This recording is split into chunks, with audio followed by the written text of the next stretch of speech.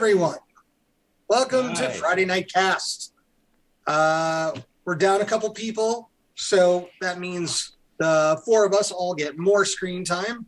And as we are missing Dustin, I have offered to take on the introduction role.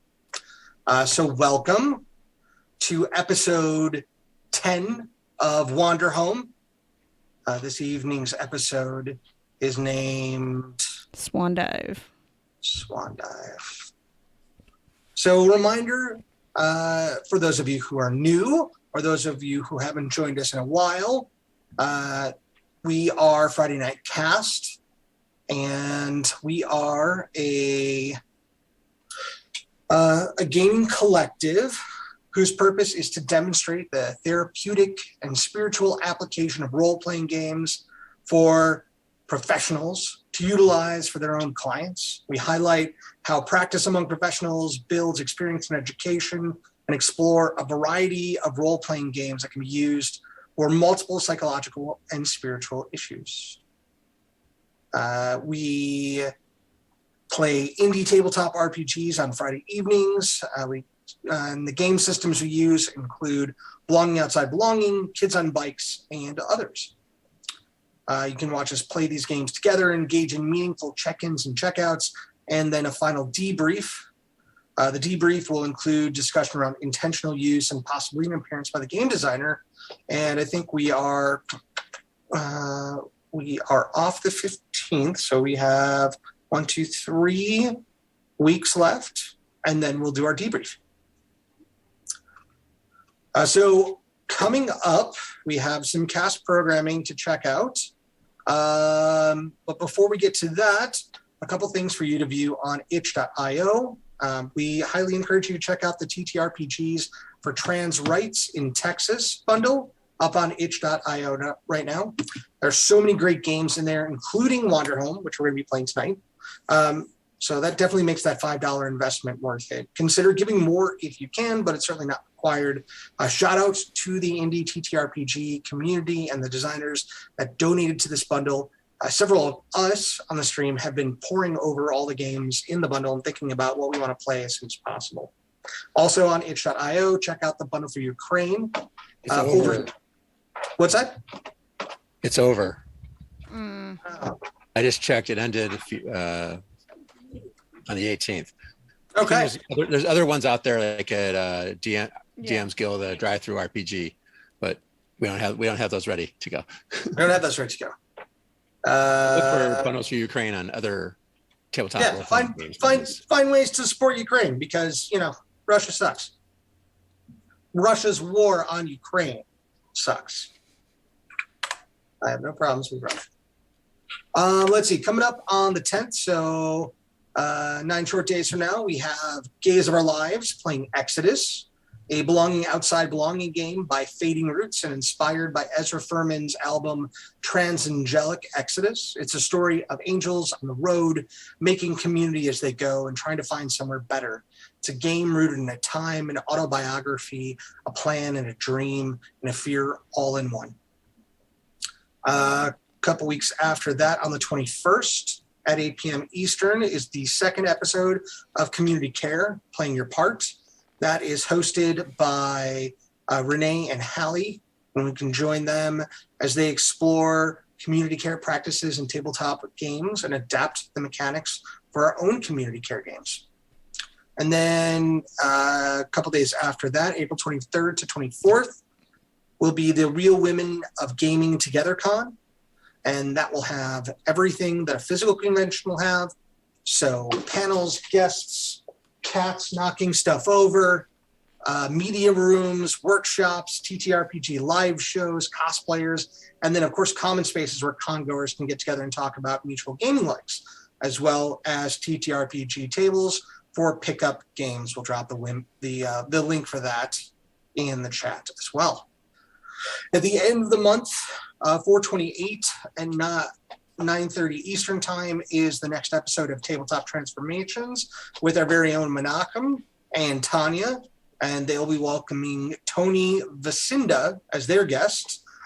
Who the heck is that, Menachem? Tony Vasinda is a man of bearded virtue, is a game designer and a host on Plus One EXP.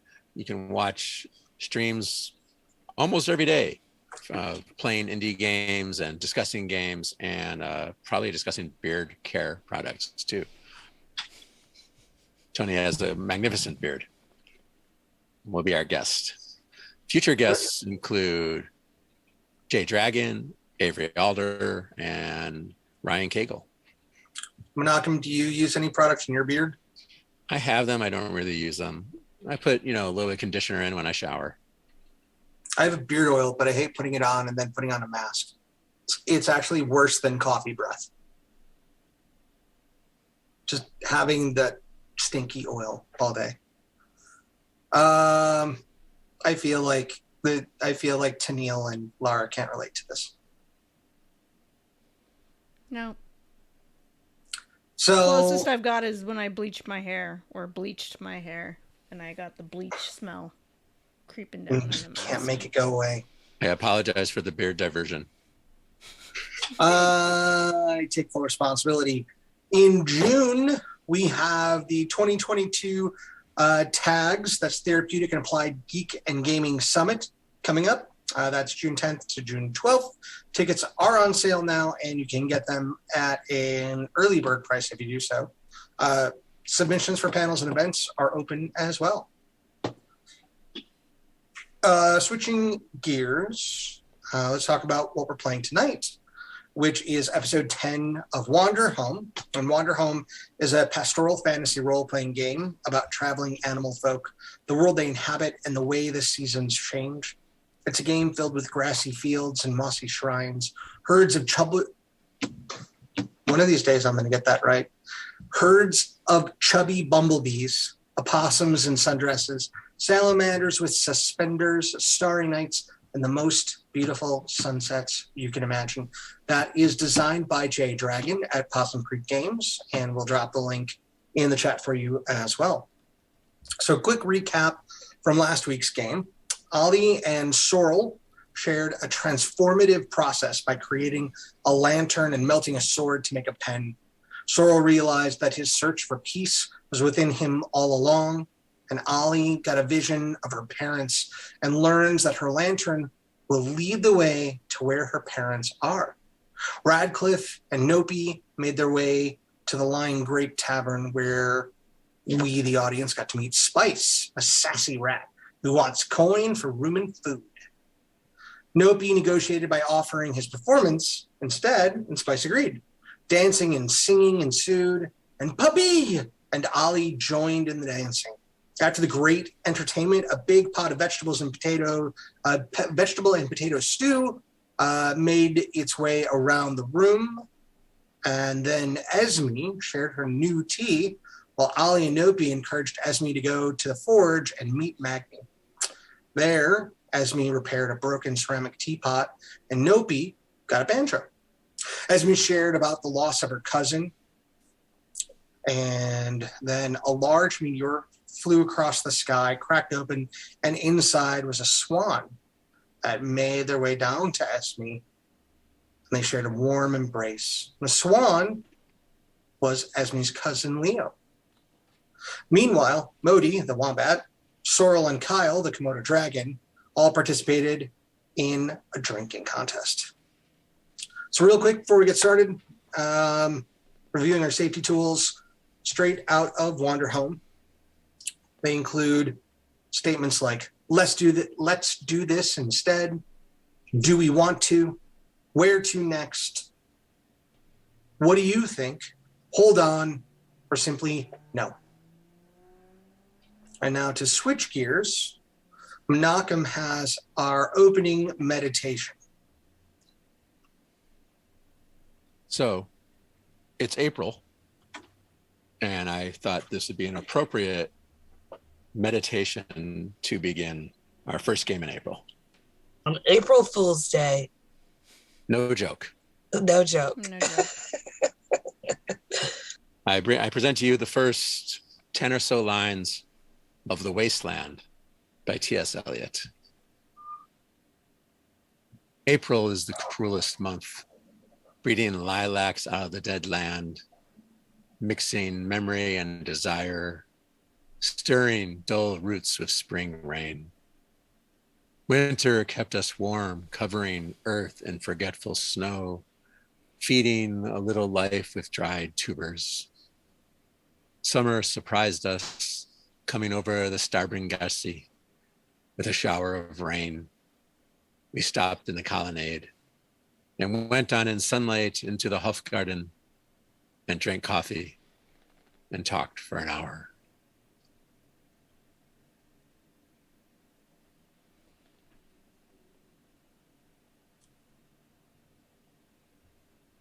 Felt appropriate to the month and the place we are in. Also appropriate for the moment. Eliot's Wasteland is he wrote that after World War I, right? About his experience in the war. It was around that time. I forget the exact date, but I believe it was between the wars. Yeah.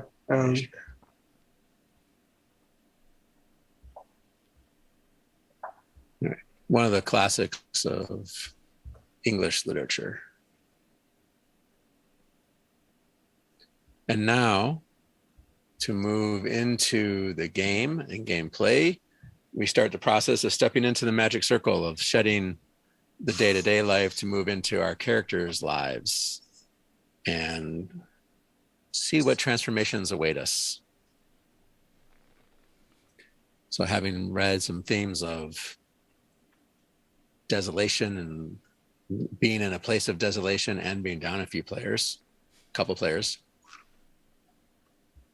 how do you players keep people, places, and things in your hearts and minds in their absence?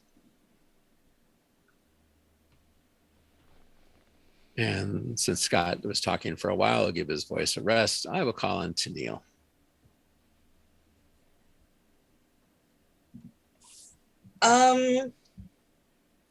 People, places, and things. I don't think I do, really. Yeah, when I go someplace new, I'm really just focused on that place new. I'm not usually thinking about the people that are behind. I'm focused on just being present in that moment. Yeah, so that's basically how I do it. Menachem, would you like to go next? Sure. I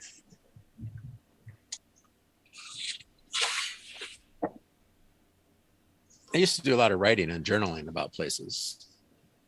And I have a little bit of out of sight, out of mindness sometimes.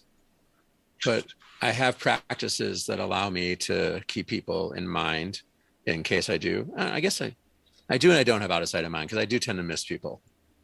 But I have ways of keeping in contact with them. And so that, like, I have a tradition of every Friday night as the Sabbath is beginning. I have a bunch of people I text to say good Shabbos, which is a Yiddish way of saying Sabbath.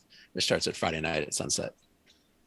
So that keeps people in my minds and, gives me regular contact with people who, well, given pandemic, I don't see even if they live just across town, but mostly people who live farther away.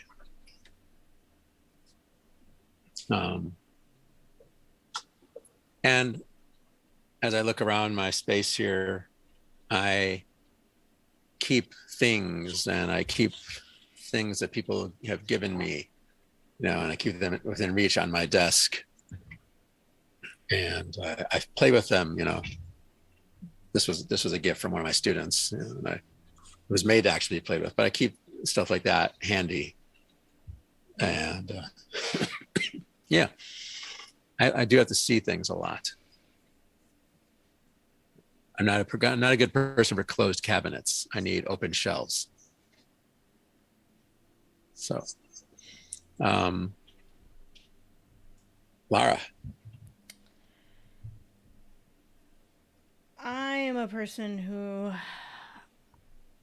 I feel like I need to keep the people and places and things with me.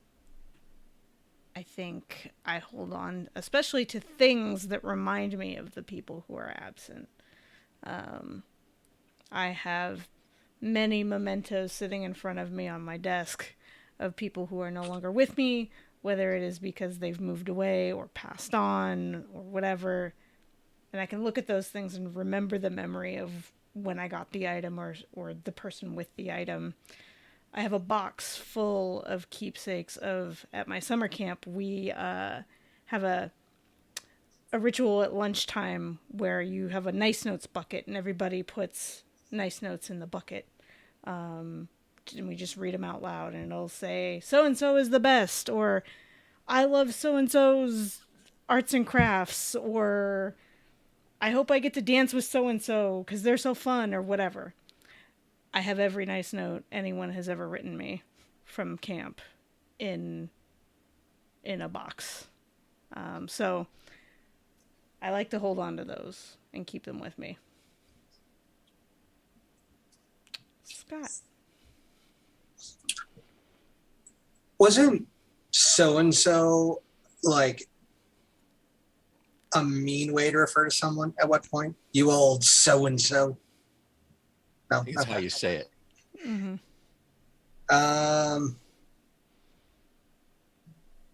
Yeah. This idea is on my mind a lot, right?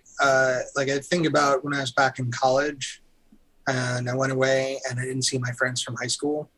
I didn't really think about them. I didn't really miss them. I just kind of found other people to fill the void. I moved to New York and I did the same thing. And then during the pandemic, I kind of like was crushed by the absence of the people in my life that I've come to depend on and see on a weekly basis. And Menachem was one of those.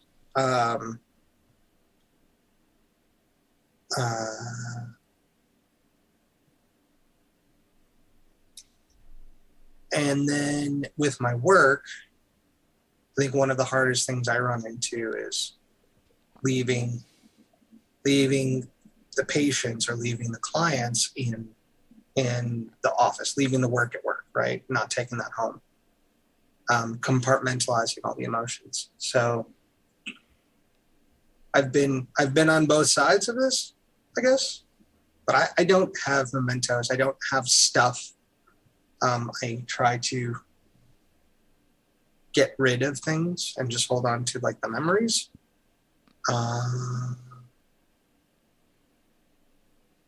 But I don't know that I need to like,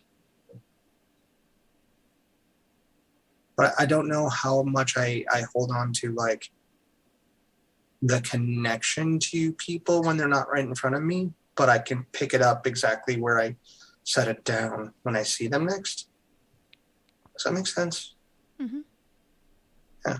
I don't know, it feels dichotomous, but there you go. I get that. A lot of us have friends we won't see for months and months and months, and we just see them, we pick up where we left off. One of my closest friends, I still call almost every day as when I'm leaving work. I call my friend and his wife, and we just chit chat while I'm driving home about literally nothing.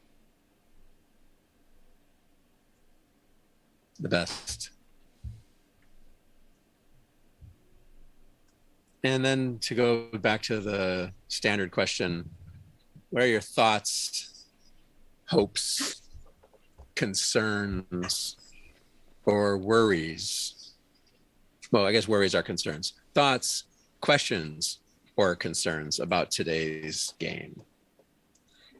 I was waiting for the questions because I don't know why, but I had this thought in my head, like, I think when you have that question, like most people don't put in a question there. And so I decided I'm going to come up with a question for today. So my question is, when are we going to see Dust Devils in the game? I don't know. I'm excited about that. I'm interested in that. I guess that's my hope as well, that we see some Dust Devils. And I don't know that I'm worried or concerned regarding Leo coming from the sky. That's going to be an interesting conversation for sure. And I'm looking forward to seeing what happens for sure. So I'm open to it. Cool. I've been thinking about Puppy and the Forge. And Puppy doesn't really have possessions. I even kind of went and realized that the couple things I had chosen as things I have, I was like, nah, I'm not going to have those anymore. So I have my flower garland. And I had checked the ideas of how I appreciate beauty in the world. You know, there are options of taking it. For me, I just observe it and appreciate it, you know. Like I don't, anyway. So I'm wondering, what am I going to find in the forge? Because I don't want a possession. So I guess that's a question too. And I guess we'll play to find out to see what my interaction with the forge is. And we also discussed we may wait till next time to go back to the forge until we have a full group again. So especially since one of the creators of this place is Kayla, who is not here tonight. Because we're taking turns designing the places, assuming we actually get to design any more places given the way scheduling works. I feel like we need to go at least one more more, yeah. Kayla and I had some ideas about what we wanted at the end of this season of Wanderhome. I don't know if we're gonna make it all the way to that month. But no, probably won't. Yeah. But you started answering, so why don't you continue with any? This week has been particularly exhausting and draining, both physically and emotionally. So we'll see where I'm at tonight. And I think it's going to be interesting to see how it goes with just the four of us. We're down 2 people, which I think we can have a great game. It's just a different dynamic, right? So, yeah. Once again, I hope Ollie saves me from my exhaustion. It does mean that I have to be more checked in, which means I can't sit here and fiddle with my minis tonight. Which is fine. So, right, you you start with like a classic piece of war literature. Wasteland is considered war literature. So is Lord of the Rings. They were written around the same time, right? And I wake up most mornings and I listen to BBC, and then I listen the BBC News podcast, and then I listen to, or the Global News podcast, and then I listen to NPR as I'm getting ready for work and driving in, and so I'm hearing about the war, and I'm hearing about the war, and then I'm hearing about the pandemic, and I'm hearing about the pandemic. Stop doing that to yourself. No, I don't mind, because then I go to work and I'm responding to like individual people's problems. So I want to be aware of like what's going on outside of this microcosm that is the hospital. This morning I woke up and just listened to music. And I was struck last week when we were playing, right, that I decided to like take it back to the war. And we've hinted at this throughout, that this is like a place where there's still echoes of this battle, echoes of this war. So I'm really curious to see tonight how else this comes up, right? We're in the forge, and I'm wondering how else this old war will appear in this space. If it will appear. If it will appear in this space, right? So I don't know if that's a thought or a concern, but that's where my head's at. That's why I give multiple words, right? Yeah, Doesn't have to that's be right. all. That's where my head's at right now. That and I can't futz with my stuff.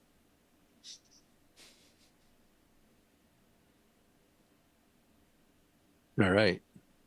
Now to take the step from outside to inside the circle, we'll do the name ritual, the name game.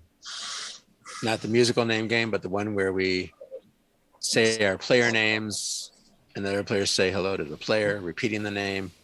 Then we say our character names and the players also say the character name. Nakam makam bobakam banan. No. No. Neil, take it away. Hi, everyone. I'm Tennille, Hi, Hey, Tennille. and I play Esme. Hello, Hey, Esme. Hey, Esme. Esme. Hello. My name is Menachem. Hi, Hey, Menachem. Menachem. Hi, Menachem.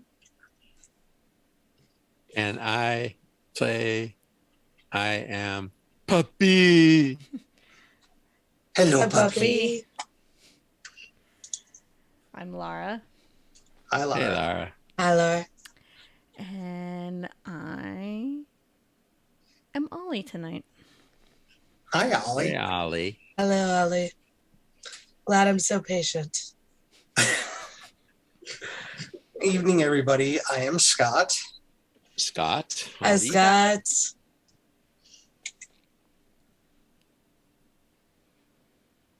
And tonight, I will be Sorrel. Hello, Sorrel. Hello, Sorrel. Yay! I always love that transition. I think Puppy had gone back outside to the tree again after, or was I watching the drinking contest? I don't remember. A few of us were like, we should see the drinking contest, but Yeah. well, you might have gone outside. Ollie and Nopi and Esme were heading out when the meteor hit, so Well, you went to the Forge, and then we were coming Forge. back to get everybody to come back to the Forge because Radcliffe and Puppy hadn't been yet. My last notes on Puppy is that Puppy was dancing and they were having the music, and then the music ended. yeah, and I don't know what he did after. I went back to the Probably tree went outside. to watch the meteor shower. And then you see the one that comes down. Yeah. Yeah, you must have seen the meteor that came down. Yeah. Somehow not crashing, thundering down, just kind of coming. Did you want to start with Puppy? All I'm going to do is go, wow. That's, oh, wow. As Leo emerges from it. Wow. Probably loud enough that maybe people at the Ford cheer, and maybe even in the bar, if there's a quiet moment at just that second. Wow. Well, I'm pretty sure we heard the meteor hit the ground, and then wow. We did specify that it wasn't like crashing, thundering down. It miraculously came down in a almost controlled way. Well, yeah, because if it wasn't controlled, it would have taken out the whole Forge. Yeah, the whole town. Whoa. Very good point. I was very careful to state that it came down in a very unusually controlled way. Mm-hmm. There's a swan in that meteor.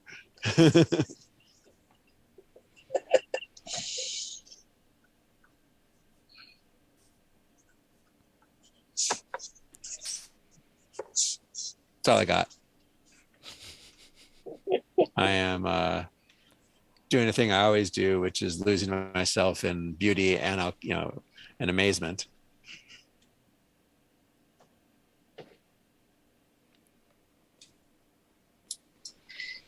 Okay, well, we have the scene of the reunion with the Swans at the forge, and we also have the drinking contest, which we haven't really gotten into as much.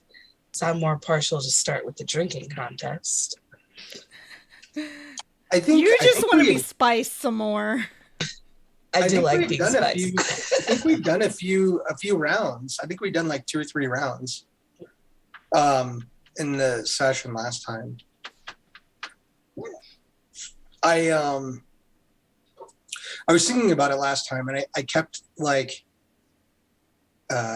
imagining like Sorrel would have like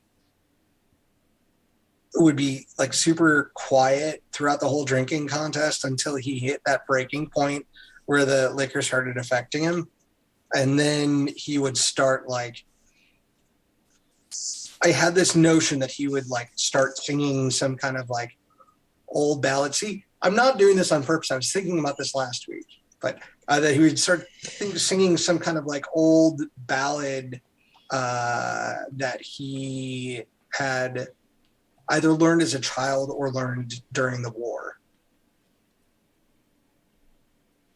I was trying to think of like how far back, as he was drinking, how far back he would go.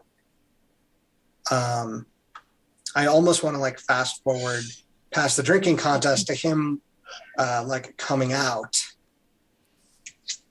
Actually, yeah, I could see him just deciding like he'd had enough and he didn't want to like play anymore because like he'd gotten too somber and the contest wasn't like, he wasn't feeling like the revelry, he was feeling this like sadness. And so he would have like turned his cup over and just kind of like excused himself to walk outside and would find You puppy. all continue.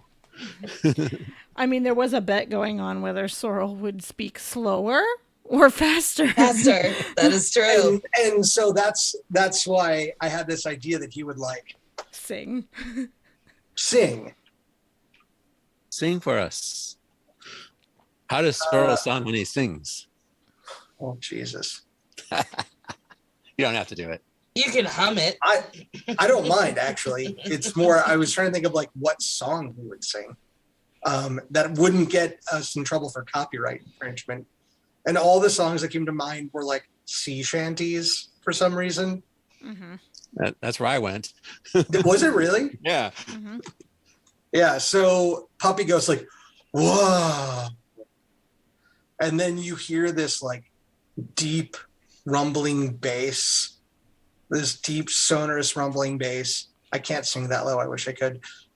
Coming from out of the tavern. You hear like a clink, and I think I've had enough. And so you just hear this like humming as it gets louder, and then the door like swings open, and you get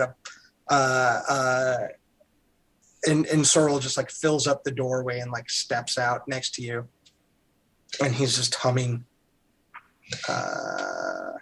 As soon as he turns his cup over, Spice is just like, yeah. All right, everybody, like, give me your money. You lost on that one. You should have bet on him.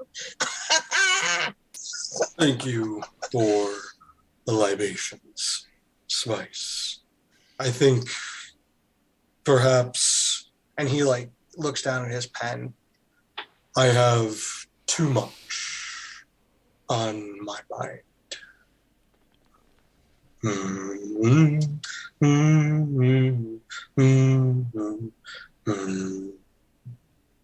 Yeah, you should probably think some more before, joining in the drinking contest. I suppose. Yeah, Puppy. but I'm always willing to take your money.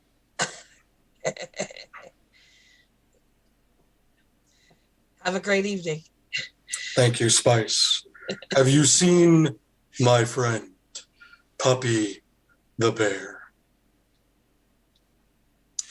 Oh, that huge, tall, 7-foot tall bear. I never said how tall, but The big. one this tall. Yeah, taller than you, right? Yeah, there aren't By many just a hair. many creatures like that are that tall here in the tavern. I'm pretty distracted right now. I don't see him in the near vicinity, so maybe he's outside. I don't know. Check it. And Sorrel tosses Spice a gold coin, and it's like a very old minting. Like, I would imagine like all the coin sizes are all the same, but like mintings have like changed since the war, and so it's like a pre-war minting. And Spice will take the coin and give a little bite and go like, "Wow, well, I can melt this down and make a real coin out of it, I guess. Thank you. I'll take the tip." Spice would not understand collectibles, would they?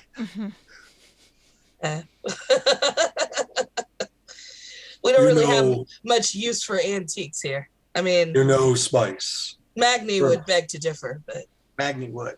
For a yes. place. Woo! Technical difficulties. So yeah, I step out into the night and I kind of like shake my shoulders and like try to like shake the tension free, and I like let my hood down, rub my hand over the thick mane, and like scratch my behind my horns or something. Puppy, did I ever tell you what I did after the war, but before we met? Oh, looking down from the tree. No. What did you do? I set to sea as a deckhand aboard a merchant vessel. I just needed to get away. It's like a whole other world on the ocean, isn't it? It was calm and so far from battle.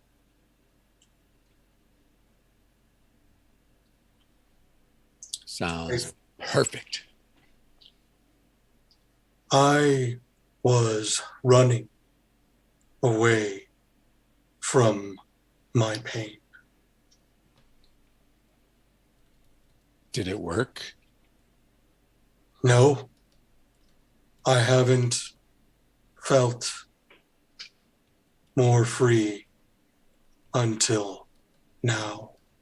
And he's like kind of like flipping the pen through his fingers, you know, like I can't do it, but you know, like the little thing where you make the pen, like, yeah, I can't do that in real life.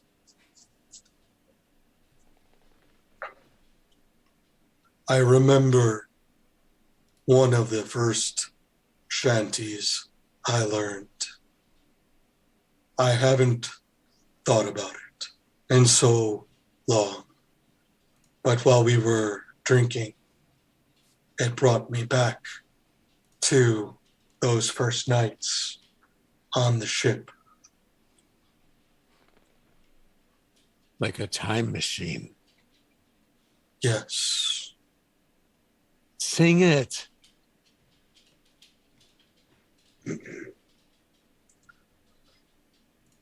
One more year, boys, and a day. I'll set sail far away.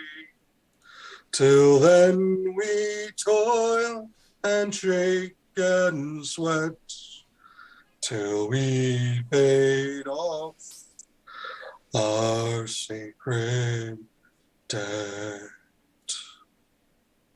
The sun and wind and moon and stars, the wet sea mist is ever ours. Mm-hmm. Mm-hmm. I can't remember the words anymore, but the sense of debt, of obligation, of being cursed. It's haunted me all this time.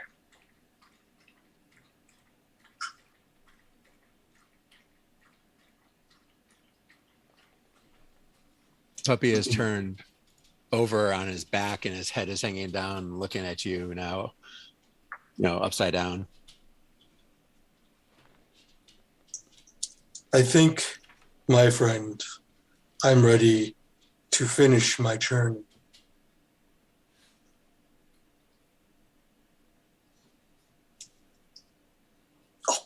Which, yeah. The journey. And I'm spending a token. Am I spending a token to make myself vulnerable, right?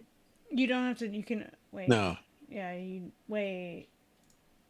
Yeah, I'm spending a token to connect with Yeah. Puppy on a personal level. Yeah. Yeah. And I was going to spend a token to find what someone needs to give them the chance to change fundamentally. So we're both spending tokens. Oh, damn. I think, Puppy, I am ready to die. Before you get, I'm gonna play it. Before you actually get the words to die, Puppy like turns over and goes, "Are you ready to die?" I finally feel at peace. That's the most beautiful thing. There's tears coming out of Puppy's eyes. And you see, like, Sorrel just smile. I can see it. You. First, we find Ollie's parents, and then I can be at rest. Do you know what it will look like? Where you're gonna go?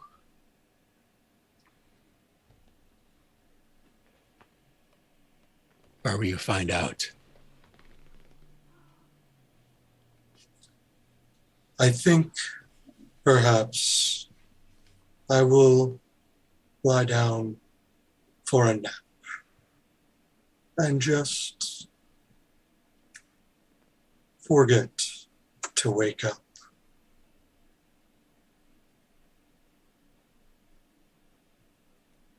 Will you help the others find beauty when I'm gone?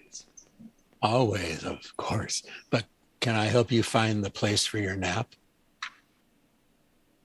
Yes, Would be an my honor. friend. I need to find a beautiful place. Perhaps a valley full of grass and flowers.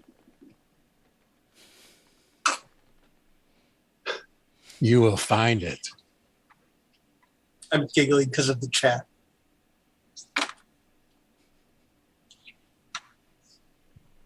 Young lady. Right. This is a beautiful moment. Come on, Okay. it's I will- actual mattress Brad beauty rest. It's perfect. They I will run. They will be sad, Puppy. You have to help them find joy. I'll be sad too, but I'll be very happy for you. Thank you, my friend.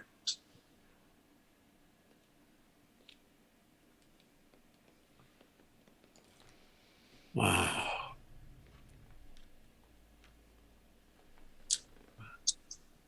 I feel like At this moment, Ollie comes running up. Of course. Did you guys see the meteor? There's a swan came out of it, and Esme knows the swan. Wow. No, we were talking about swan songs. That would have been another good name for the episode. I think that reference may be too esoteric for the little one. What's esoteric? Strange and mysterious. And beautiful. Come, Ollie, show us this flaming swan. That would have been Yeah, cool. I did that on purpose. Who's playing Leo? That was Menachem was playing. Menachem was time, playing Leo. but- Yeah. I'm retconning Leo. I mean, I haven't decided his sexual orientation. Could be a gender issue and not a sexual orientation. Mhm. I think I already had Leo be a little femmy already. I think And he that's did. fine. Correctly. Mhm. No issues there. Yeah. Right, it came out. I did put down information on Leo. I'm looking it up. Okay, on our cool. spreadsheet. Cool. So who's in there? It's Leo and Esme and It was Magni? Magni was. I don't know if Magni came out. We were leaving the forge when it happened. It was Nopi, but Nopi's not with us tonight. So Nopi got distracted With his banjo. with his Went off and banjo. played the banjo. Mm-hmm. Oh, that's right. I was actually playing the banjo last week. Yes, yes. Mm-hmm.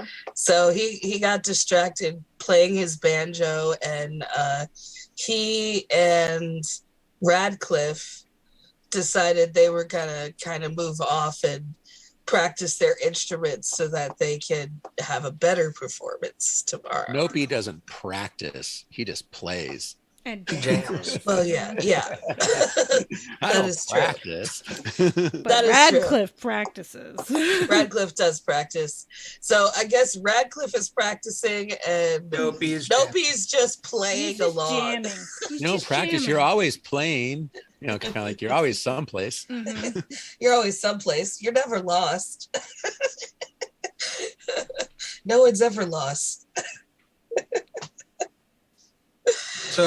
So Ollie and Puppy like rush ahead while Searle, takes his It's sweet like time. plodding along.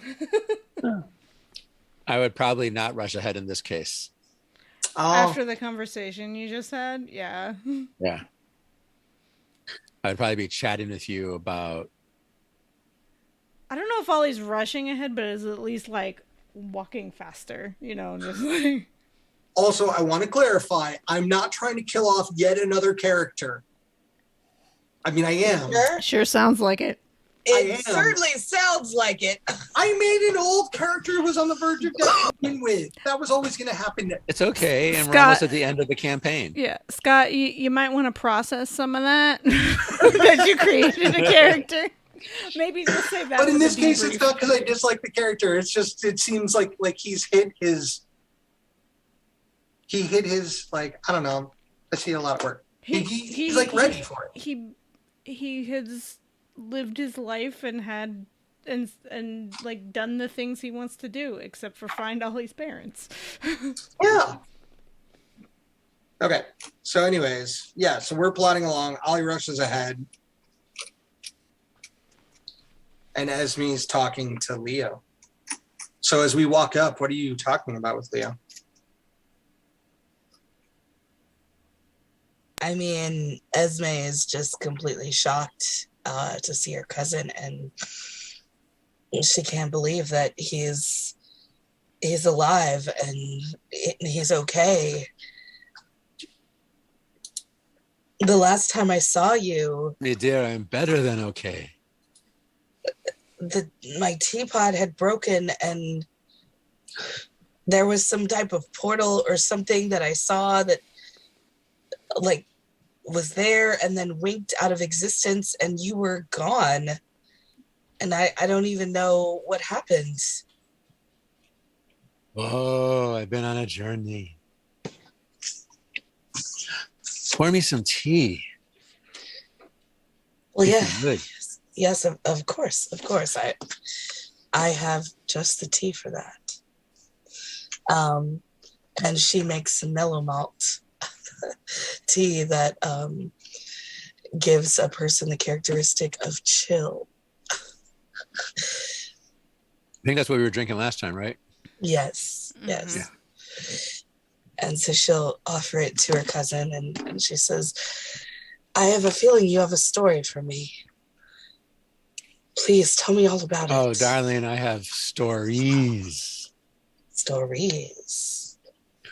The things I've seen. The wonders and miracles and pure enchantment.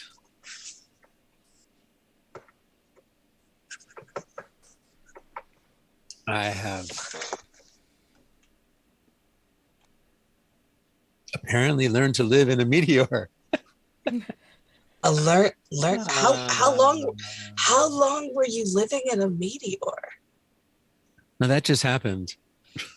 Oh, okay. Do you know where you were before you were in the meteor? There was a flying mountain. Flying mountain. Is that right, That's Scott? Oh gosh. Yes, but I changed. I know you did. You changed it. You're not looking for it anymore, but I'm not looking for it anymore, but Ollie's got the ring of the 99 vengeful demons that was the greatest treasure of the king of the floating mountain. The floating mountain. Yeah. Yeah, that is correct. man, I've really been all over. Sometimes from one end of the Haeth to the other in a flash. Wow. And then the meteor shower. And I said, wow, now that would be a way to fly. Boom. There I was inside a meteor. Oh my goodness. Oh, wow. Leo, you always impress me. No, Esme, your tea is working its magic. The things that you've done is just, it's incredible. I could never do those things. Oh, Esme.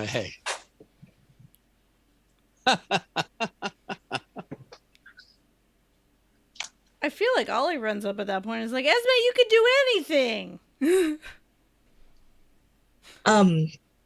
You know Well, the proverbs about what the young ones say. Listen, pay attention. They speak the truth even though they know it not. But they really do know. I greatly appreciate your faith in me, Ollie. Magic has always been so scary because I thought magic was what took you away from me. You know, you're my only family, Leo. Magic took me away, but didn't take me away from you. I am sorry I have not made it back until now. That I will always ask for your forgiveness for. Well, you know you have my forgiveness, of course. I'm sorry for the distress it caused you.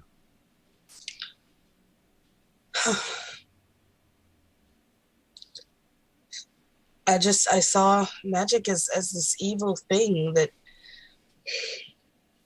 destroys precious objects, and takes away family members. Leo starts, you know, the wings start kind of tracing patterns in the air. And then they start leaving little light trails. I'm thinking of maybe a combination of like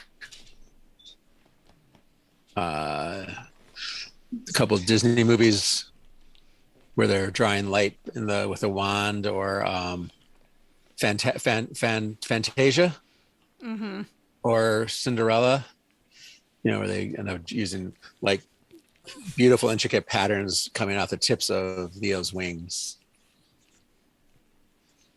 creating a intricate look. You see like a scene of a wrought iron fence and a beautiful garden,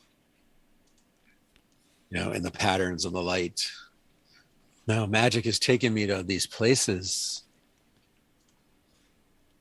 and now it's brought me back to you. I'm so glad. I'm so glad that you're back here with me. And she hugs him again. I am going to spend a token for offering someone a chance to connect with you on a personal level. He's your cousin. He's glad to see you. There you go. Yeah, I would say, you know, do you have to spend a token? But I don't know. I guess in this game mechanics, you say you want the connection there, so you spend the token. Yes. Yeah. Also, I have 8 tokens to spend. So. There's lots of tokens. Lots of tokens. All right. So Leo can always ask. So to the player, this scene, this reunion, how would you make this better? To Neil.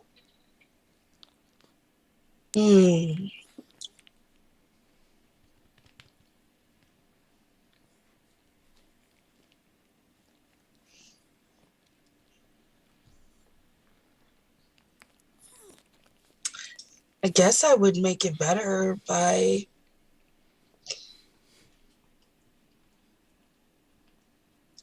flying with you in the morning. Not tonight. Well, there's a meteor shower that would be dangerous. Okay, how much?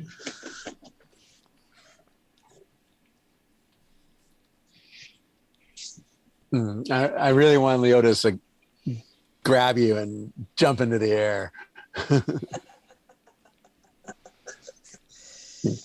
the most part, the meteors are thousands of feet up, you know, miles up. So, yeah. So are you asking, what do you think? Yeah, but the question was really goes to the player, what would make this better? And you said flying with Leo. So Leo's first impulse is to, in the hug is to like flap his wings. And you guys are up above the town. When as you're saying, but not now. Not right, not now. But if I let go, you'll fall. The meteor shower, but it's a lot higher up than I thought. I guess we're okay. It kind of feels like it's really dangerous, but look! Oh wow, they're flying. They're birds. They are. Have we ever seen? I've never seen. Before? Leo looks. You've never seen Esme fly? I'm trying to think. Have we ever seen Esme fly? No. I think she just flapped her wings a couple times and landed in the water, Yeah, and that was. I would imagine like Sorrel like looks up and I have always thought her beautiful, but never imagined this. She is so graceful. and he like kind of rests his hand on Puppy's shoulder. If So I'm assuming Esme I was a younger bison, Oh, just enjoy it, old man. So did Esme let go and fly herself? I'm assuming that's kind of now the canon there. She like holds on to Leo for a little bit. You know, she's always considered Leo to be protective of her in a way. Sturdy. Yeah, sturdy, definitely. Leo's the sturdy one.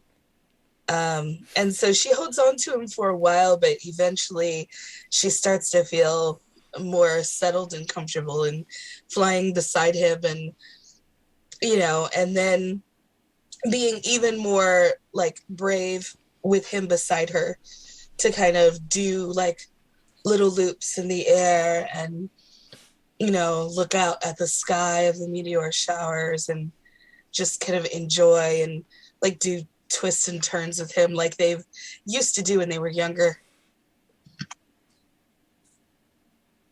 Esme, you're like the caterpillar that became the butterfly.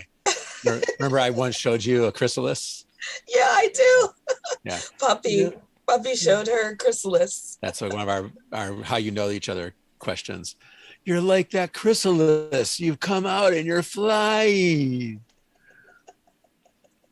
It's like you're rolling like the hills. I'm marveling at something no one has ever seen before. And I'll ask the table to describe it. Everyone, I think I already did. Yeah, you did. So I would say that Puppy's wish has come true, at least for Esme. Yeah. And that she sees the beauty in the world, and she's seeing the beauty in herself. What does Ollie think? What is this beauty? I think this beauty is like bittersweet. Like Ollie is very happy to see family reunited, and also kind of sad that it's not her own family reuniting, but is very excited for Esme and excited to see her seem so like herself, like more herself. I think that what will happen is that Puppy and Sorrel both say at the same time something like, take it as a sign. Yeah. Very on brand for Sorrel. Yeah. Seeing Ollie's face kind of like of a mix of emotions. Mm-hmm. Hand on my Puppy's hand goes on your shoulder. Maybe Sorrel on the other. Take it as a sign, young one. Lots of, I don't know, just lots of thinking about them tonight. Lots of family tonight. You're with us now, Ollie. We are your family for the moment. It's true. We are family. Radcliffe's been my family for a long time. It's good to have more than just me and Radcliffe and Flicker.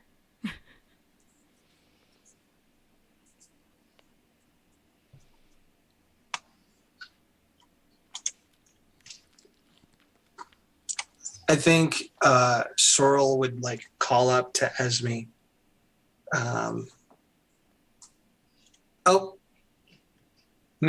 Maybe that's blown away. I'm sorry, I really have to go to the restroom. I'll be back. Esme and Leo have flown out past the edge of town. I'm thinking Magni's gonna leave the forge for a bit and go to the bar. Oh. So sometime. That works for me. I was just thinking about Tennille's comment. Puppy got his wish with Sorrel. Sorrel was finally able to see. I didn't even think about this last week, but Sorrel was finally able to see the beauty in himself when he smelted the sword and cast it as a pen. And he's finally able to forgive himself. Puppy is getting his wishes. Mhm. Yay. Oh, they're supposed to come true. Mhm. It's true. It's true. I'm looking over the place and seeing what the place can do. See if there's anything.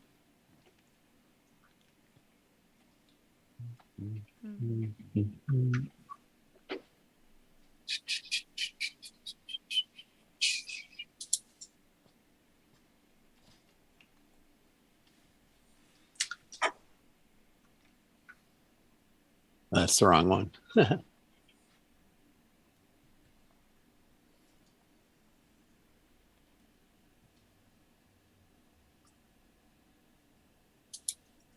We've done a lot of the things.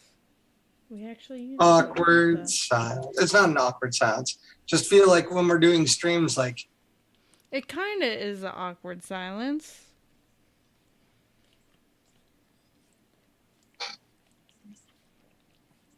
you take questions from the audience. That breaks the fourth wall. Sometimes we're already breaking. How about let's hear some cheering from inside the bar. Oh. You think they're still drinking? Has I bet Kyle's the one who's gonna win this drinking contest. yeah, it was Kyle, Sorrel, and Modi. Modi. Do you think Oh, Kyle maybe has Modi. outdrunk Modi? Maybe that's why Magni left the forge to go see his brother. Imagine like Magni like bursting in to find Kyle still doing shots and Modi like passed out on the table, snoring, a little puddle of drool forming. Okay, I think we determined the outcome.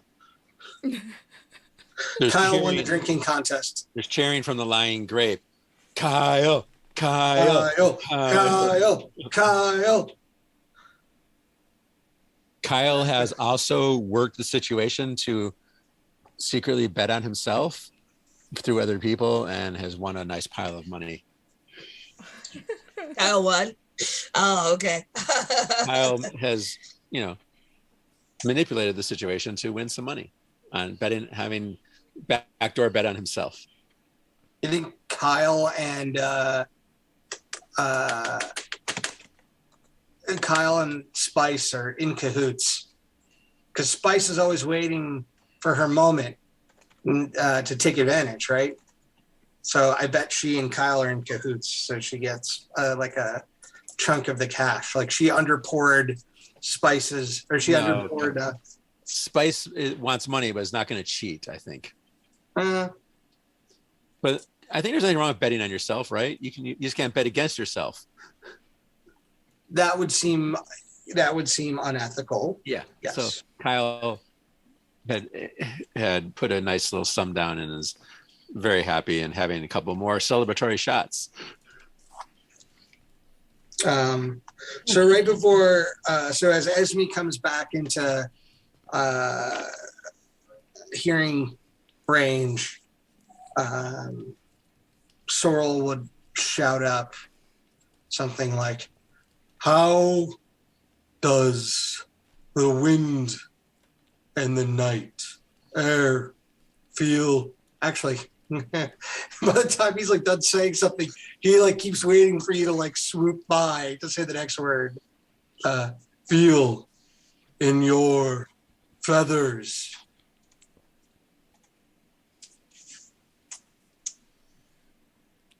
It feels like a light, soothing massage. It's very pleasant.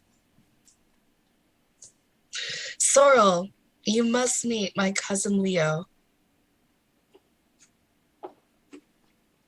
Leo, this is one of my very dear friends. A distinct honor and pleasure. What's that? A distinct honor and pleasure. Have you ever told Sorrel about Leo before? Nope, she did not.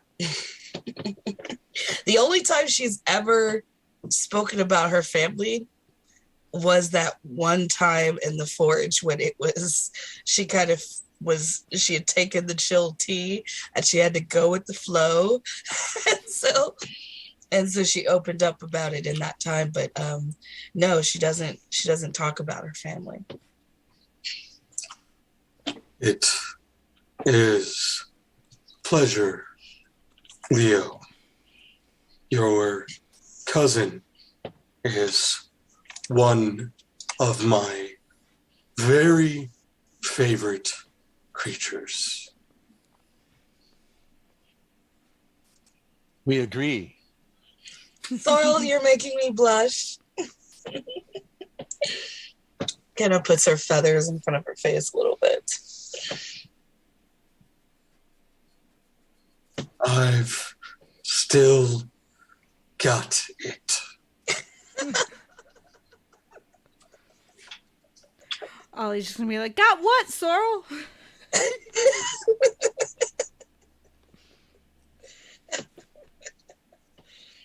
Bear Puppy will tell you when you're older.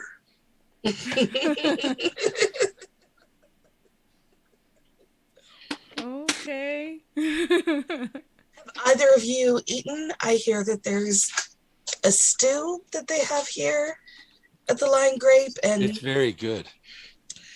it's getting nearly time for the evening. So we should get some rooms. Sorrel, you've still got a sense of humor. Huh. I keep thinking about Zootopia, the sloth.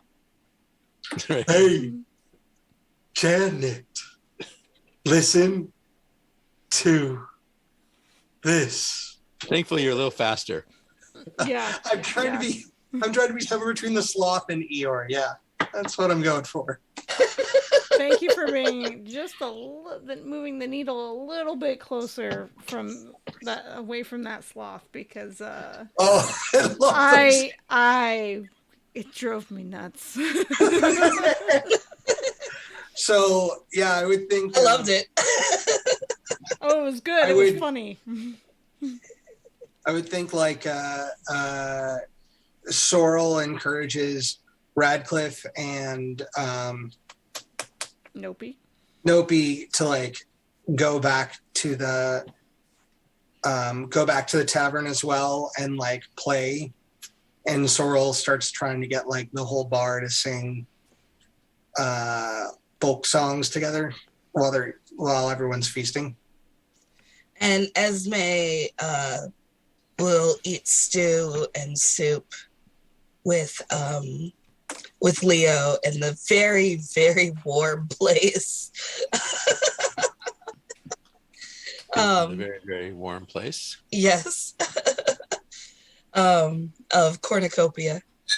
And she'll purchase a room for herself and one for Leo beside her, adjoining rooms.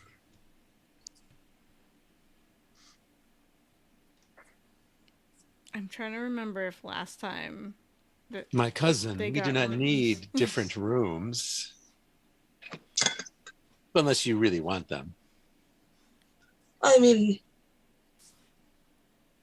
as we get older, we like our privacy. I didn't know if there was a company that you sought out. There definitely You are the company I seek out.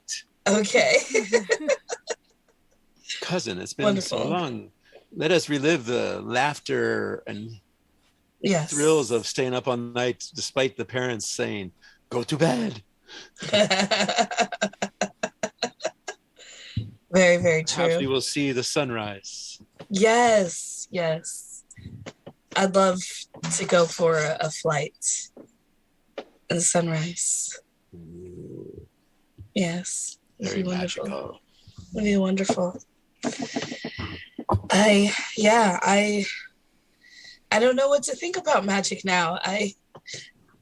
I've always kind of like looked at it as my enemy, and now it seems like my perspective on it was all wrong. And it can be dangerous, but it's also most beautiful.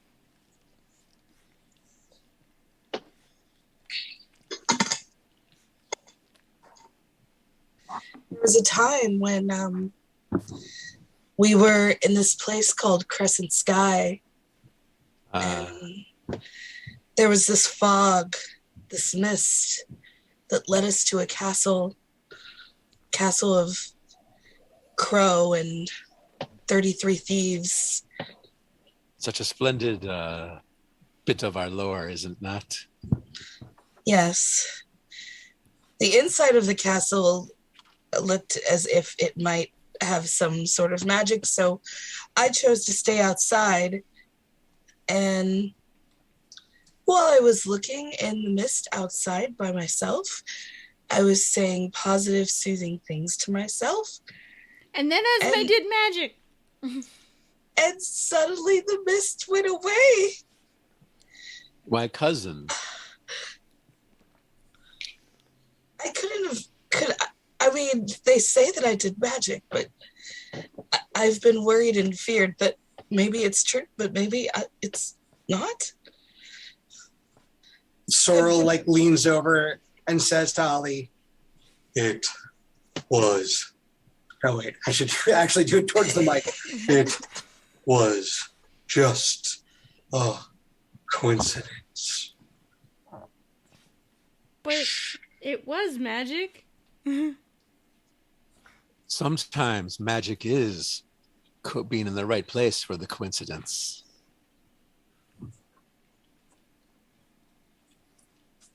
I mean, I guess it's possible. I didn't know that I had that power. Do you think always have. You think it's possible that I have such power? You always have. The very thought is, it's overwhelming.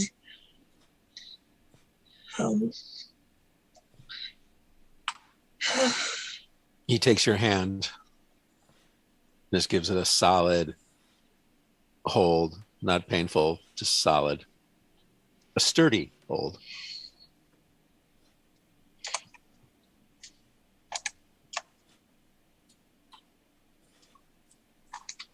No, thank you. No, thank you. You know, my parents always wanted me to be submissive and precise, and that's what I always strive to be. I don't know how that fits in if I cater to magic or try magic.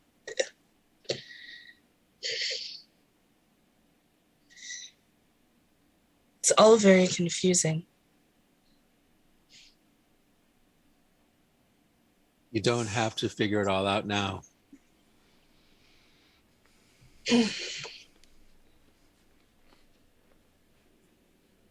You always know what to say, Leo. I try not to think about it.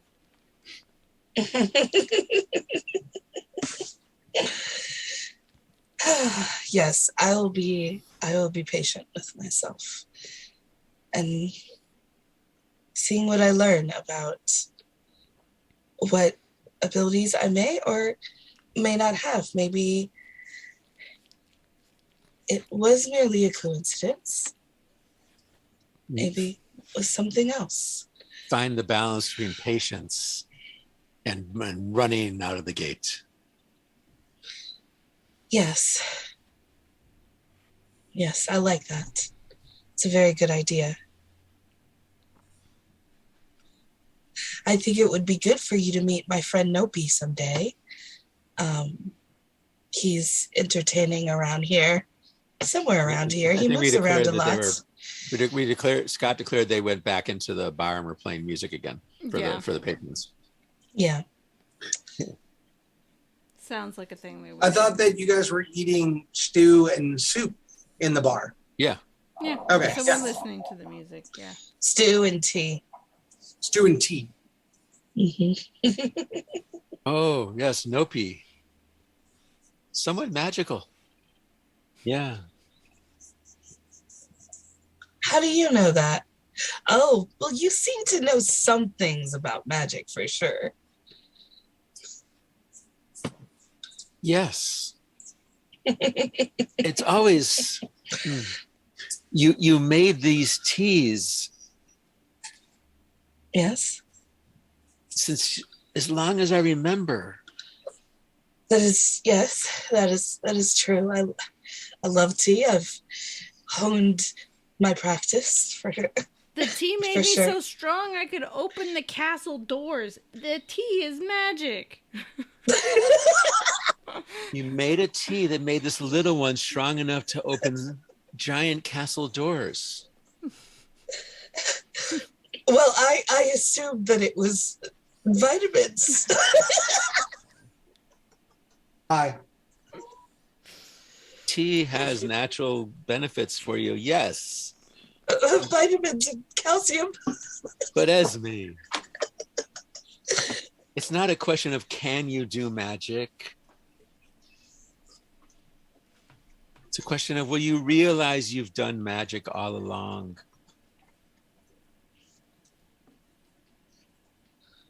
Wow, really? Really? Oh my goodness. I just I thought it was just the natural properties of the I never really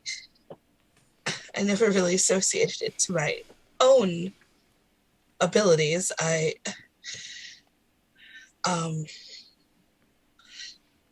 That is part of the beauty of it.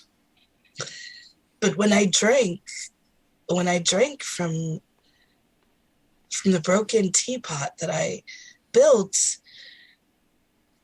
that brought you here. Does that mean that I used magic to bring you back to me? At least the magic from you reached out to me, just said, follow me. Yes, you use magic. I think I have to do something here just for a moment. And the door opens to the inn. And a tall grasshopper with a staff and many small gods floating around and crawling over him walks in and looks around. Is it Click? It's Click. Because remember, I don't drink your tea because I want you to ease up and break out of the narrow bonds Yes. you've created for yourselves. I want you Yes. not to be submissive and proper. Yes. So, you know, And also, magic. you know that I refuse to make witchy tea. Yeah. Wishy tea? Witchy. Witchy tea. Witchy. Yeah. Mm-hmm. There is a tea that actually, yeah. I don't think I have my character sheet handy. Oh, there's Click. Oh, that's the. I have to look in the book, but yeah, Click walks in, sees you, walks over to the table.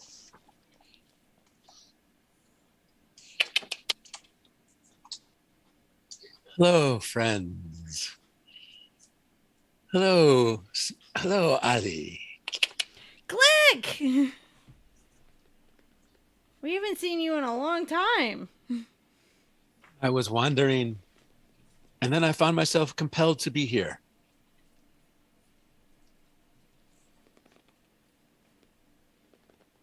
Well, Yes. Hi, Click. It's been some time.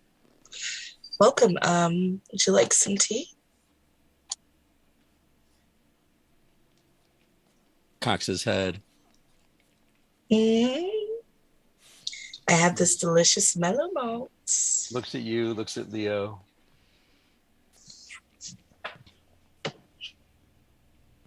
How would I be convinced? She'd have to make you the witchy tea. Yeah, I think you have to offer me.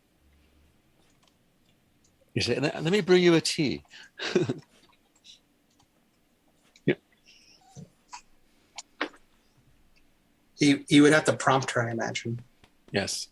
What tea shall you serve? What tea are you serving? I prepared mellow malt. This is significantly later, let's say. A little bit later. You've been eating for a while.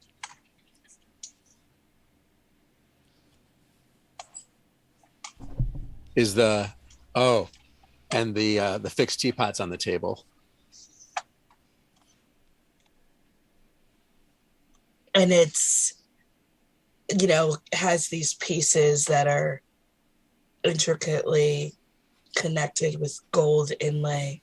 Yeah. Mm-hmm. What else do you have? Oh, I have Sun's Smile. I have Duke's Choice. I have Lilywort. If you are harmed in some way, injured, or need some curing. All very productive, practical teas, of course. Click, you know me.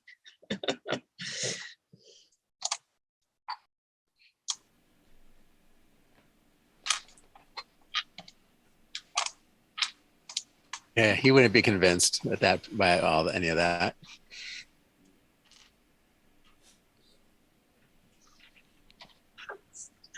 You don't think he would just be able to tell her, like, none of these are the teas I want? Would he? I never really got into his character. He would say, if I'm going to have tea, you know my favorite. Ooh. Click, I don't. And she glances at Leo. I don't make a tea like that. I refuse to do that. I think we've spoken about this before. Then why did you offer me tea?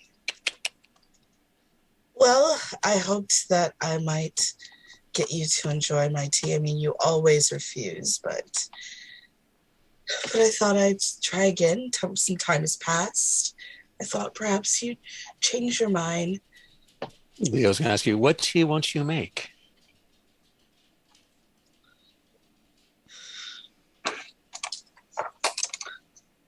Well, Dawn Clover.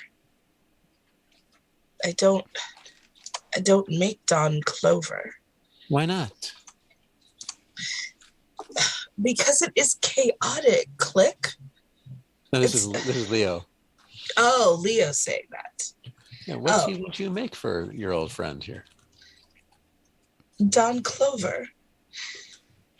And why not? Because it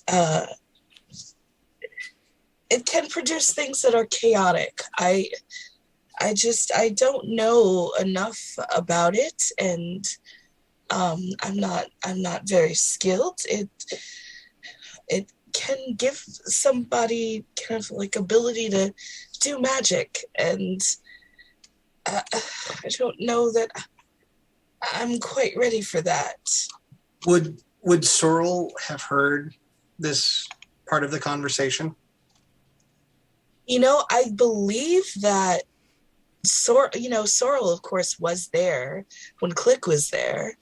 Mm-hmm. And so she would know, he would know that Click and Esme have this relationship, like when it comes to tea, like he refuses to drink her tea, and Yeah. you know, and he seems to kind of try to push her buttons a little bit, but Esme is very good to always keep a graceful type of expression, as much as you can tell with her sunglasses. Well, the way I was playing it was Click had refused to drink your tea because you wouldn't do magic. Yeah. And at this moment where you're like, oh, I do magic with my tea. So it's less about the kind of tea, I would think. It would just be that you're just offering tea, but you're not indicating there's anything different. And I think when Sorrel's hearing all this, the way Sorrel interprets it is, he would lean over and say, it sounds like you're unsure of the results you would create. If it is magic, Esme, trust yourself. Trust your magic.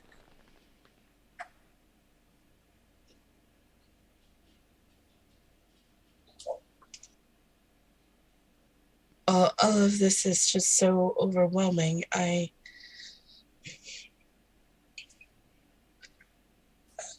The very idea that my tea is magic is, it's, I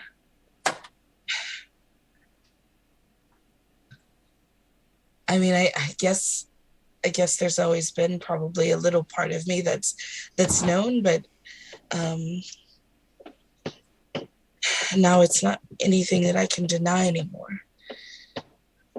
I'm going to say something in silence better than words can, with a tilt of my head at you going, if your tea is indeed magic, this is what the look is saying, then serve it to me. He's calling you out, girl. No, and it's an invitation.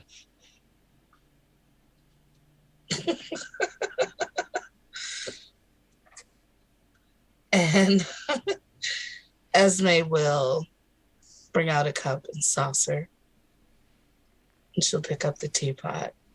Ooh. And she'll pour it very precisely. Maybe I could have said, then make a new blend. Oh. Yes, retcon just a little bit.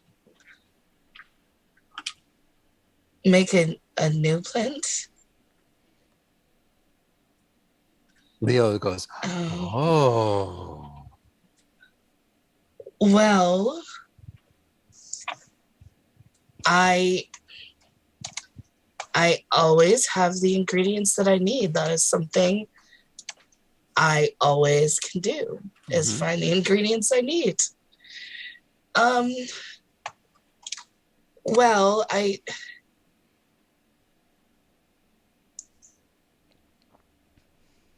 mean, I don't know that I can vouch off the quality of something, of me blending just off the rim, but very well, yes. Leo's, I'm sure the restaurant has anything you might need. Well, I also have a number of different items myself, of course. You're so well prepared, Esme. You always have everything. Yes, that's true. I do have a lot of different things.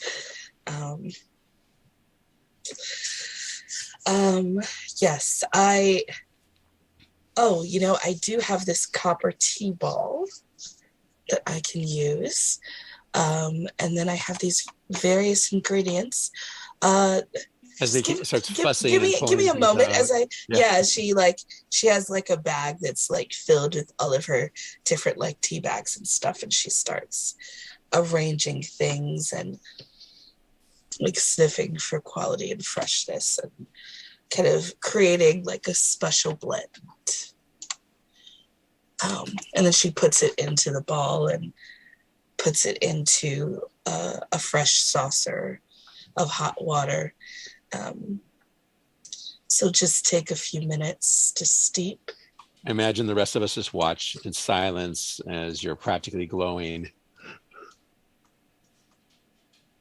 Or maybe it's just a reflection of your little burner that's heating up the water. Who knows? Mm. Like to think that the gold inlay on the teapot seems to like almost, I know it's not a word, but hyper reflect the light inside so that it seems to almost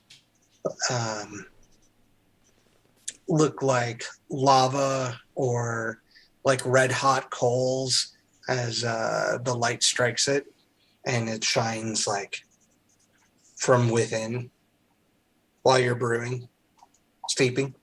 Mm.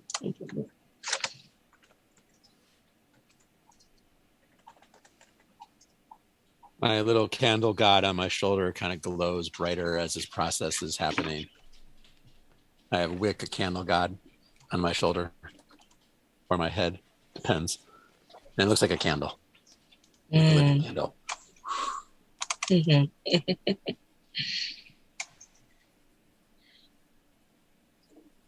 And the sapling gods crawl over me. You see them peering off, looking at you and what you're doing. Or you may not notice this. The other ones do. I'm a caretaker also, like Karen is.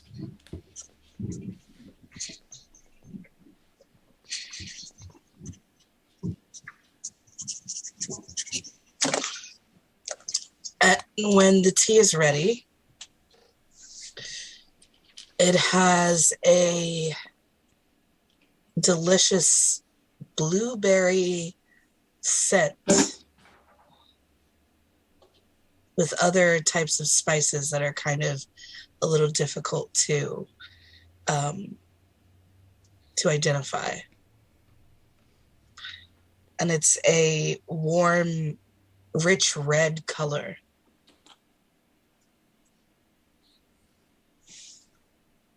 And she offers it to Click. I call this blueberry Merlot tea.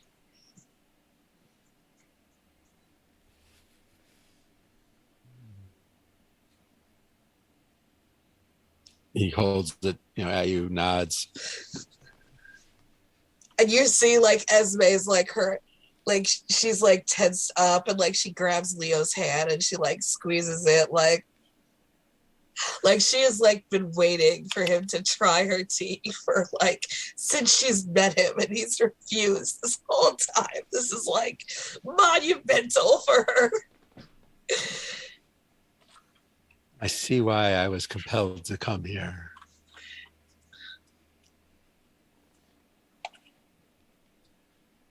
Do you like it? It is exquisite. Oh, I am so glad. I'm so glad. And from not to mimic Karen's act, but this is what caretakers do. A small feral god that looks like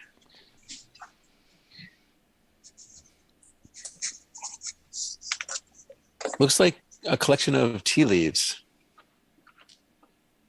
Wow. Crawls out, down Click's arm onto the table. Oh my gosh. Walks up to your teapot, caresses the teapot. Oh my goodness. And then perches like where the spout meets the pot. And, even though you really can't see your face, you feel it smiling at you. What is its name? I don't know. I need to ask. Clicks look up and goes, "This one never told me. Perhaps it will tell you." And Esme is in like total awe, and she just like lings in and she's just, hello, I'm Esme. What is your name? It crawls off the teapot up your arm and snuggles into your feathers, like so you can barely see it anymore. And you just feel like, you know how like a kitten or a rabbit just nests, crawls in some place, it gets comfortable. It does that kind of motion. And you sense it's asleep.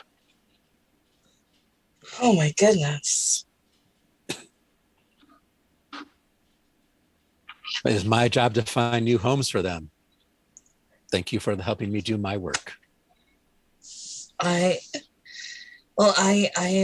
so glad that for the first time ever you've decided to try my tea. I've decided that tea gives you the trait of learned,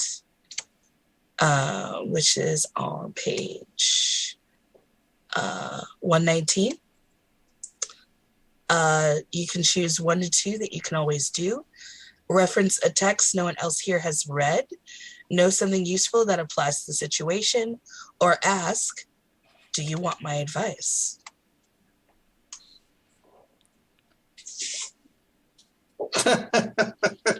Tanya's comment. You have your wiki, God. I feel like Ollie is probably in like shock of this like god that looks like tea leaves. Just like, wow. Now Nopi has a god and you have a god. Oh my goodness. I have a god. I didn't. What is going on today? I was just like, Do you want my advice? Yeah, of course, Click. Of course, I'm always open to hearing advice.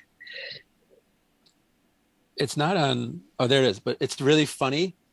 Look at the picture next to learned. Oh my gosh. Oh yeah! Oh my gosh! You're right. I mean, not quite, but pretty close. It's a praying mantis, not a cricket, but it's You know. still pretty awesome. Yeah, close enough. Close Yes. enough, absolutely. And I picked that by random. Yeah. I wasn't even looking at the picture. Whatever it is you were doing this evening that called out to me, because surely it called me. Keep doing it.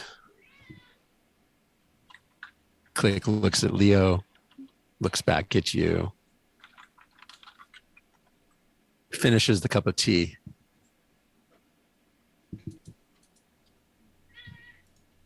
Good evening, friends. Perhaps we shall cross paths again. All right, you're not gonna stay here? I must be off. The gods need their homes. And then as I walk out, I look at Ali and go, "You'll find one god will find you. Don't you worry. I can't wait, Click. You have to." Oh, Nods, and walks out the door.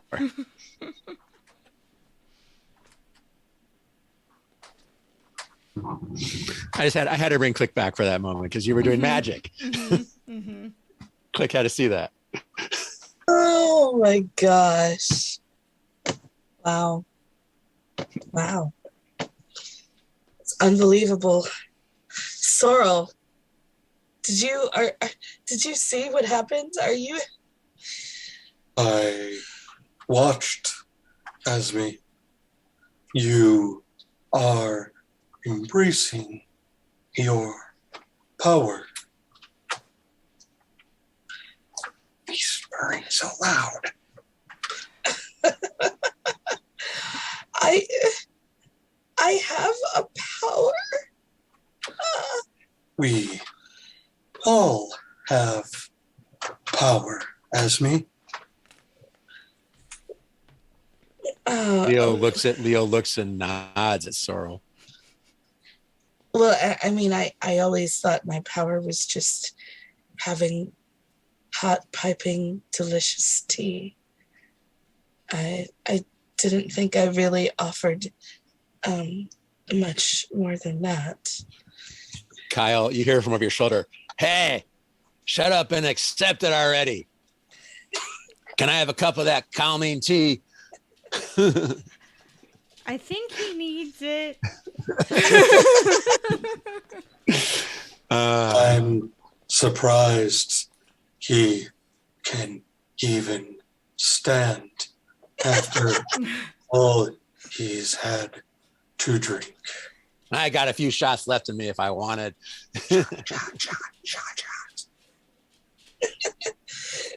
As they will pour a cup for Kyle and offer him some mellow malts. Does anyone else have anything else they want to do, or we kind of reached a little ending point? Yeah, we did. Yeah, I kind of feel like this is a really good place to stop. Yeah. Dude, you are so much. So much. Yeah, I imagine Esme just enjoying the company of Sorrel and Leo and Ollie and the others.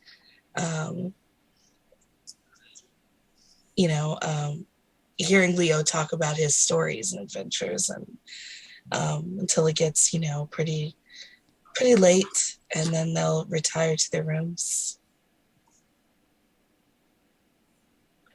So to close out the game, And the meteor shower will Final end, thoughts? right? Yeah. Yeah. We move outside to finish drinking tea as we watch the last meteors disappear over the horizon. Yeah, I love that. You when you all like get up to go inside, you realize that Sorrel has just fallen asleep underneath the tree. Just like very contentedly, he's holding his book of prayers / poems like over his chest, like open, laid against his oh, you are so much, buddy.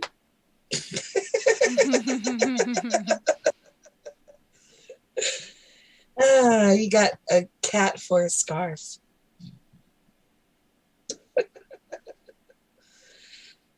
Anyways, yeah, so he's got like the book right here on his chest, and he's just like very contentedly sleeping under the tree, little smile on his face. You know where Puppy's gonna sleep, so In the tree. In the You won't be tree. alone.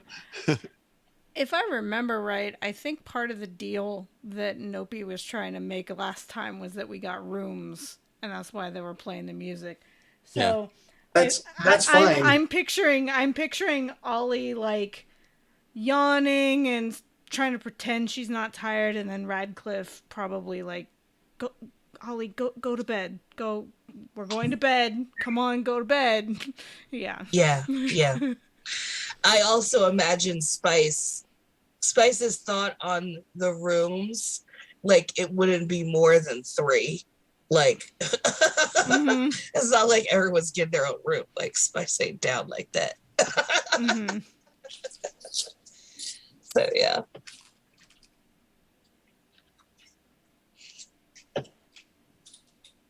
So what? I was gonna ask a question. Did you have something else to say? No. Hmm? Okay, I'm good. I thought you were gonna say something, Scott. No, I'm making a face because Vader is being whiny. Yes.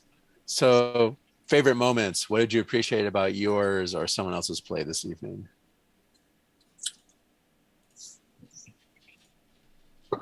I really appreciated the scene with Sorrel and Puppy. I don't think we've had a scene with just Sorrel and Puppy. And so it was nice to see those characters communicate hear Sorrel singing, and see that connection. Yeah, it's a beautiful thing. Thank you. I loved seeing Esme, even though she still isn't like 100% accepting, realizing, oh, I've been doing magic all this time. And it was such a blast to go, oh, I should bring Click back just so we can resolve that little piece of the original story we created. So I'm glad to see Esme accepting at some level that she does magic. I really liked you bringing Click back, Menachem. I also appreciate you played tonight Puppy and Leo and Kyle and Click. I think Scott and I seem pretty low energy tonight. This is factual. So definitely appreciated. But I really liked that you thought to bring Click back. That was a nice moment. I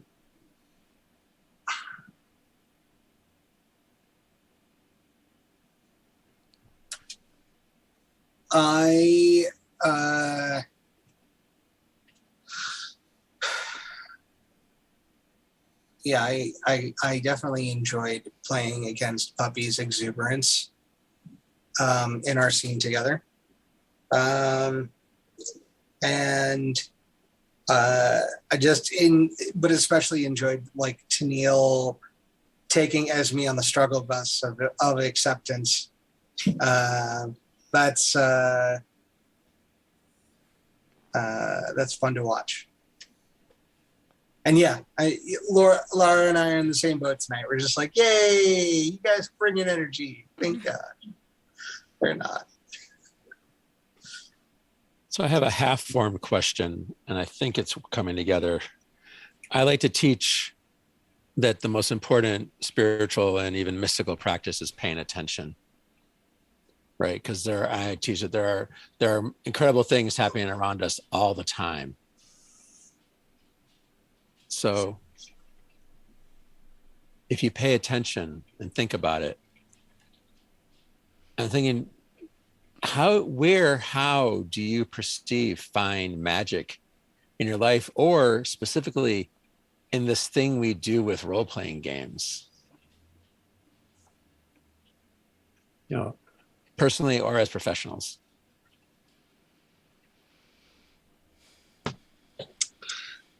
I think the magic for me when it comes to like role-playing games is really like those emotions that we all have, that brain bond that I've talked about before, where when somebody's telling a story, like parts of their brain light up, and the people that are listening to that story, the same parts of their brain are lighting up. It's just like a reliving and a sharing of that experience, and connecting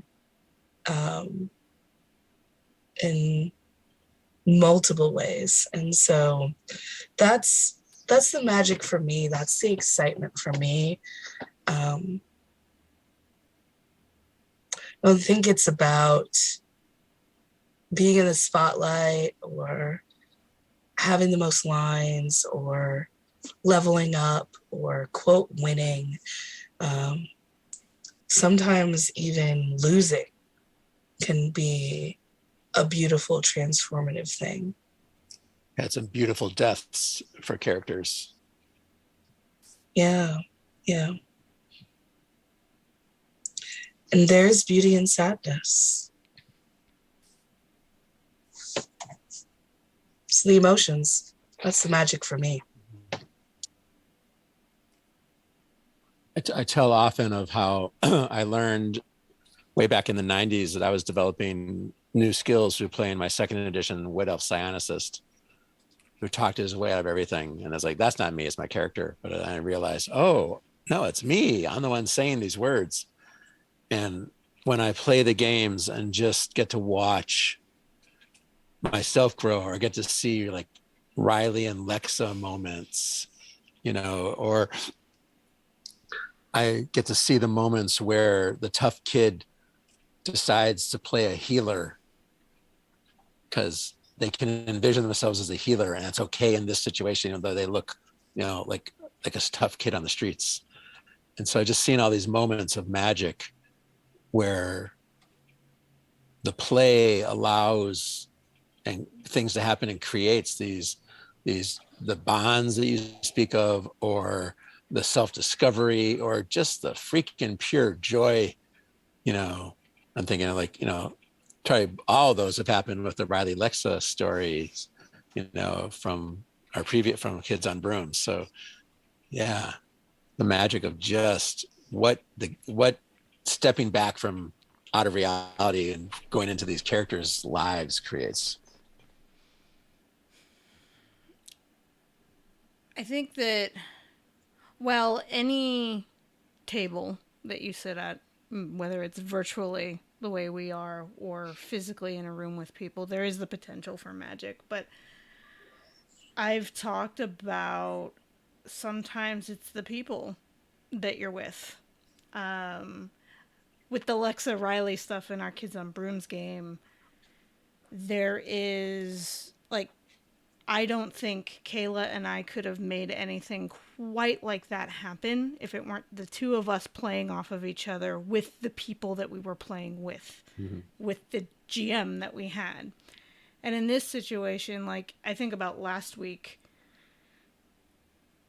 Ollie's moments with building that lantern and all of that, I was not necessarily prepared to go into that.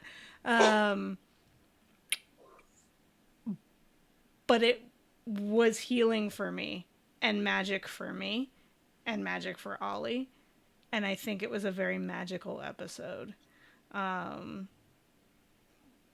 Even just small moments we have with Ollie trying to find her parents. And I didn't go in looking for that. And I think that's the key. The magic, you don't necessarily have to look for the magic. You can't make it. It happens. Organic, right? Not to do too much of a commercial, but if you haven't watched it, I highly recommend it. We all, I think, would agree with that. And you can still watch it right here on Twitch for another week. Mm-hmm.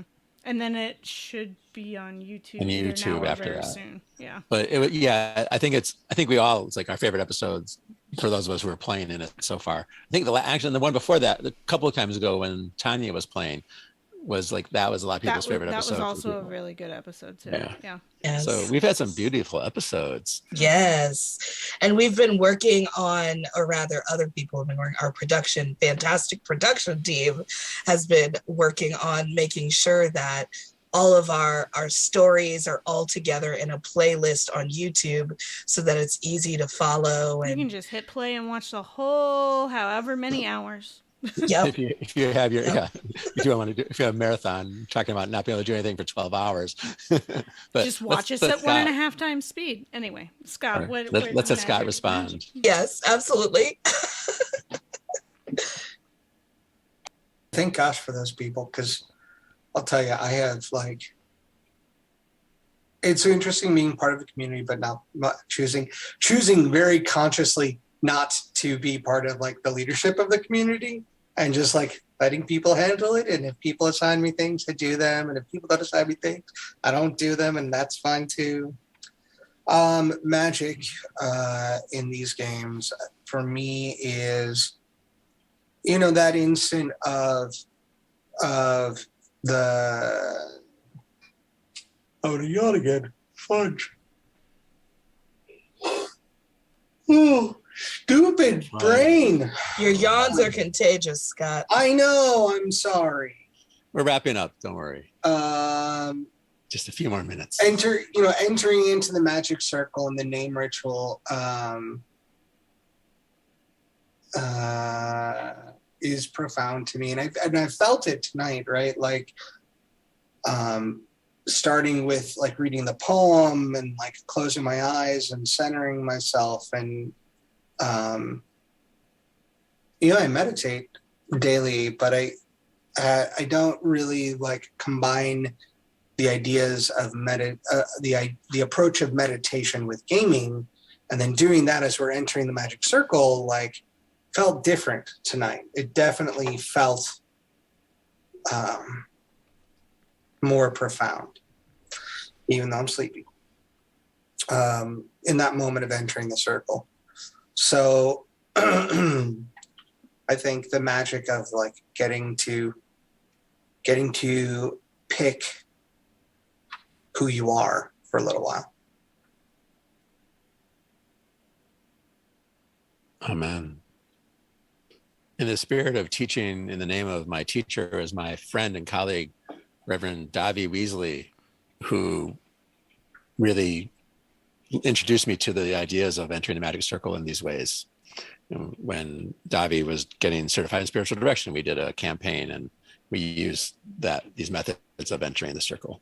So thank you, Davi. With that, we get to the name game, which is part of that same ritual that Ravi developed.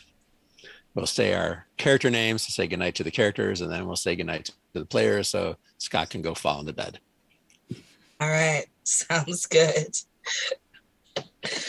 Well, this has been the episode of the Swan Dive, but I feel like Swan's song is also applicable for sure. Swan Rise. Swan Rise. Ooh, I like that too.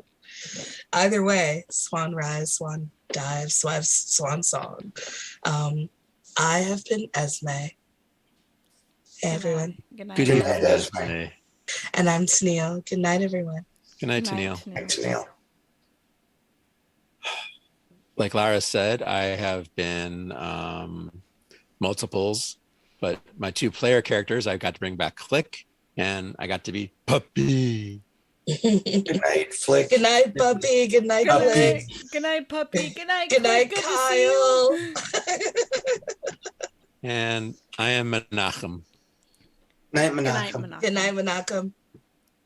I've been Ollie tonight, Good night, Ollie. Good night, Ollie. and I'm Lara. And your real name? I said, and I'm Lara. Oh, we Oh. didn't hear you. That's night, so Lara. weird. It didn't pick up. Good night, I didn't good night, hear it. Lara. Pleasant Good night. dreams. Good night, Laura. Tonight, I have played Sorrel.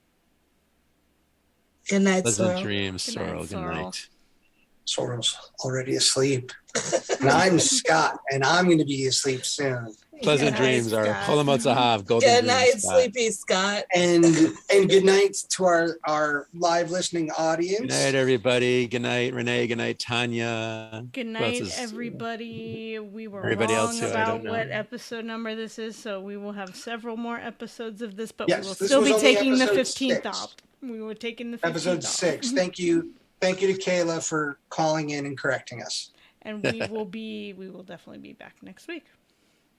Yes. Yes. So good night, everybody. Good night.